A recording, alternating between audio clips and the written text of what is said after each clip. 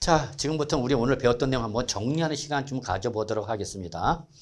자, 1번 자산의 양도처의 계산함에 있어서 대금을 청산한 날 이게 원칙적인 양도 또는 취득시가 되는 거죠, 여러분. 그런데 이게 분명하지 아니하거나 조건이 붙었죠.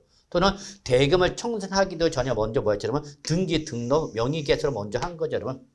그래서 부동산은 등기, 그 다음에 동산은 등록, 명의개설은 뭐죠? 주식이죠, 여러분. 예, 이런 걸 포함해서 한 경우에는 이때는 등기부나 등록부 또는 명부 등에 기재된 결론, 등기 접수일을 양도 또는 취득시기를 한다. 맞는 말이죠, 여러분. 그래서 1번은 맞는 말. 자, 정리합시다. 원칙은 언제인데 대금 청산일이지만 대금 청산일이 불분명하거나 또는 대금 청산 전에 먼저 뭐 했다? 등기했다. 그럼 빠른 날 등기로 간다는 거 확인해 두시면 되겠죠. 자, 2번 공익사업을 위한 토지 등의 취득 및 보상에 관한 법률이라든지 또는 그 밖의 법률에 따라서 자, 공익사업을 위하여 자, 동그라미 뭐죠? 수용을 당한 거죠. 내 토지 수용 당한 거예요, 여러분. 그러면 수용 당할 때 우리 뭘 받고 나오죠? 보상금 받고 나오죠. 여러분 요즘도 뭐 어떻게 주위에서 볼 수 있는지 모르겠지만 한때는 여러분 우리 강남 양재역 보면 농재 거기 화훼단지 뭐 이렇게 수용 당하면서 많은 분들이 그 시위하고 있던 걸 본 적도 있네요, 여러분. 수용을 당하는 거죠, 여러분. 그런데 그 수용을 해서 우리는 뭘 받고 나오죠, 여러분? 보상금을 받고 나옵니다. 그렇죠? 그래서 토지가 수용당해서 보상금을 받으면 거기서 뭐가 부과되면 양도소득세가 부과되는 거죠. 그런데 이때 그 수용되는 결로서 소유권에 관한 소송으로 보상금이 공탁이 됐을 때의 양도 시기는 대금을 청산한 날 또는 수용 개시 또는 등기 접수를 한다. 이거 맞아 틀려, 여러분? 틀렸죠, 여러분?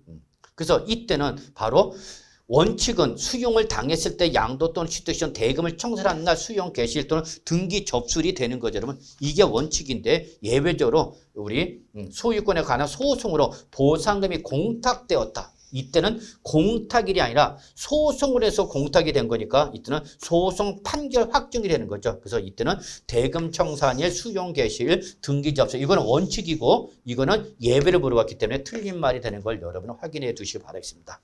아시겠죠? 네. 자, 3번부터 갈까요? 도시개발법 또는 그 밖의 법률에 따른 환지처분이죠, 여러분. 환지처분 나왔네요. 환지처분으로 인하여 교부받은 토지 면적이 환지처분에 의한 권리면적보다 증가가 되거나 감소됐다. 이거는 여러분이 도시개발법 배우셨죠?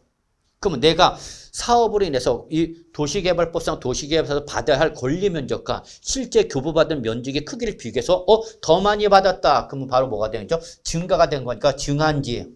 내가 받아야 할 면적보다 적게 받았다. 감한지가 되는 거죠. 그때 그 증한지 또는 감한지에 대한 취득 또는 양도 시기는 언제죠, 여러분? 환지전 토지 취득이다. 자, 요 환지전 토지 취득이란 원칙인 거죠, 여러분. 요거는 원칙인데 증한지나 감한지나 원칙이야 예외야? 예외죠, 여러분. 예외. 그렇기 때문에 이때 예외는 환지전 토지 취득일로 하는 것이 아니라 이때는 어떻게 하죠? 환지처분 공고일의 다음 날이죠. 이거는 여러분이 도시개발법에서 배우신 겁니다. 그래서 도시개발법에서 명시된 규정을 우리 세법을 끌고 와서 증한지나 감한지는 바로 환지처분 공고일의 다음 날이라는 걸 기억해 두시고요. 3번도 틀린 말이다 하는 거 기억해 두셔야겠습니다. 4번 지적 제조사에 관한 특별법. 이거는 또 여러분 공시법 배우신 거죠. 이거는 공법, 이거는 공시법. 그러니까 세법은 다른 과목이 다 끝나야 돼요, 여러분. 그래서 지적 제조사에 관한 특별법에 따른 경계 확정으로서 지적 공부상 면적이 어떻게 됐다 그러면 감소가 된 거죠. 면적이 감소된 거죠. 즉 공부상의 면적과 실제 측량을 조사해봐, 실제 면적을 측량해봤더니 실제 면적이 적은 거죠.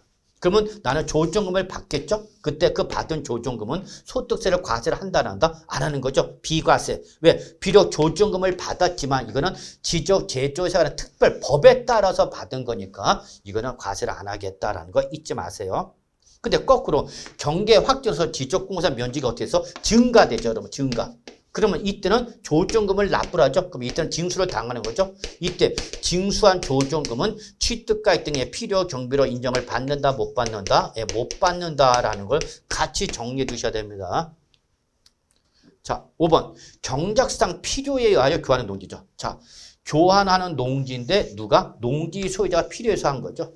그럼 그때는 교환 또는 분합하는 쌍방 토지 가액의 차이죠. 쌍방 토지 가액의 차액이 둘 중에 큰 가액이 얼마냐면 3분의 1이 아니라 얼마죠, 여러분? 4분의 1이죠, 여러분. 그래서 여기 틀렸네요. 그때는 소득세를 과세를 하지 아니었죠.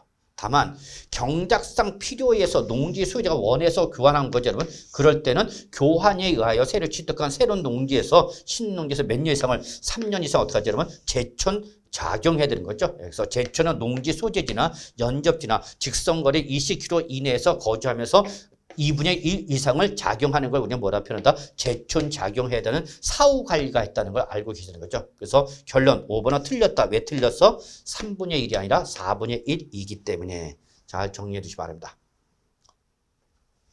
자, 6번이죠. 양도 당시 조정 대상 지역에 소지하는 주택은 2년 이상 보유는 물론 그 보유 기간 중 2년 이상 거주해야 된다. 그래야 비과세를 적용받을 수 있다. 이거 맞는 말인가요? 틀린 말인가요?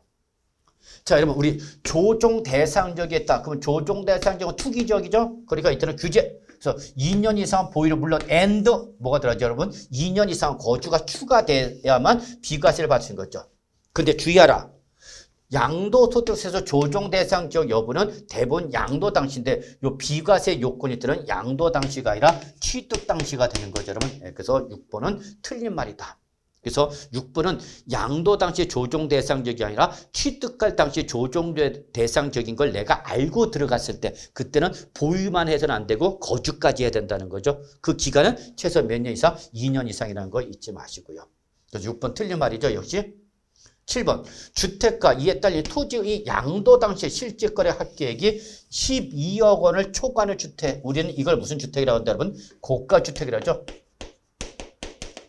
사실 요즘은 12억을 초과하는 주택은 서울에서 어렵지 않게 충분히 볼 수 있죠, 여러분. 거의 뭐 평균 가격이죠. 그래서 사실 고가주택이라 하기는 조금 무리가 있지만 그러나 워낙 다수의 또 저가주택들이 많다 보니까 서울은 뭐 고가주택이 일반화되어 있지만 또 전국적인 지방으로 봤을 때는 꼭 그런 것만은 아니죠. 어쨌거나 고가주택을 양도했던 비과세를 적용하지 않고 어떻게 하는 거죠? 과세하는 거죠. 이때 과세가 되는 양도책은 전액과세한다는 맞아 틀려? 틀렸죠. 자, 여러분 다시 한번 정리합니다. 비과세 요건을 충족한 고가주택일 때의 과세가 되는 양도책은 무슨 계산한다, 여러분? 그렇죠. 안분 계산한다. 이거 절대 놓치면 안 되죠. 그래서 전액과세가 아니라 안분 계산하는 거죠.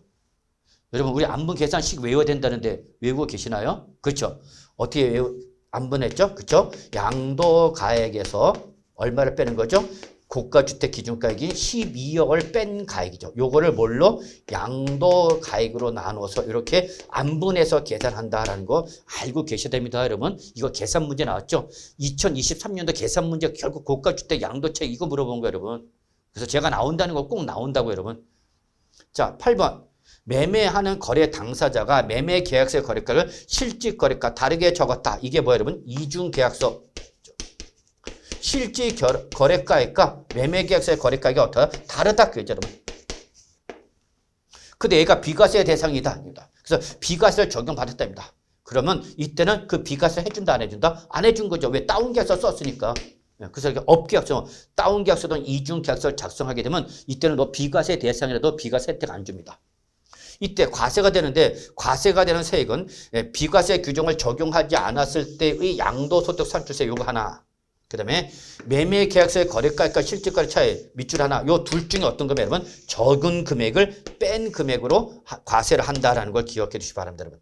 아시겠죠, 여러분? 그래서 8번은 맞는 말이 되겠습니다, 여러분. 그래서 주의할 건 큰 금액을 빼는 것이 아니라 적은 금액을 뺀다.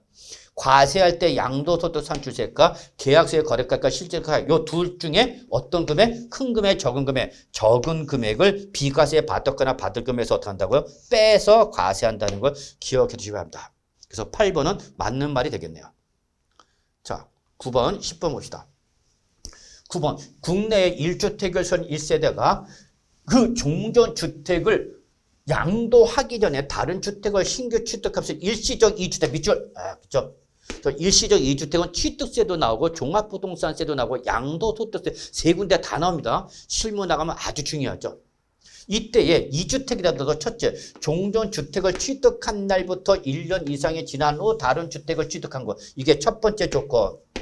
두 번째, 그 신규 주택을 취득한 날부터 3년 이내. 이게 두 번째 조건. 세 번째, 종전주택 양도. 요게 세 번째 조건이죠. 이 세 가지 조건을 모두 뭐하면 충족하면 이때는 몇 주택을 본다? 1세대 1주택으로서 비과세 해준다, 안 해준다? 해준다. 아주 중요하죠. 다만 여기서 1번은 양도소득세에만 있는 규정이다라는 걸 기억하셔야 돼요. 취득세나 종부세는 이 말이 없어요. 요거 두 번째, 세 번째밖에 없다는 걸 기억해 주시기 바랍니다. 10번. 취약이나 근무상 형편, 질병의 요양, 그 밖에 부득이한 사유로 취득한 어디 수도권 밖에 소지하는 주택이죠. 수도권 밖은 어딜 말하는 거예요, 여러분? 지방.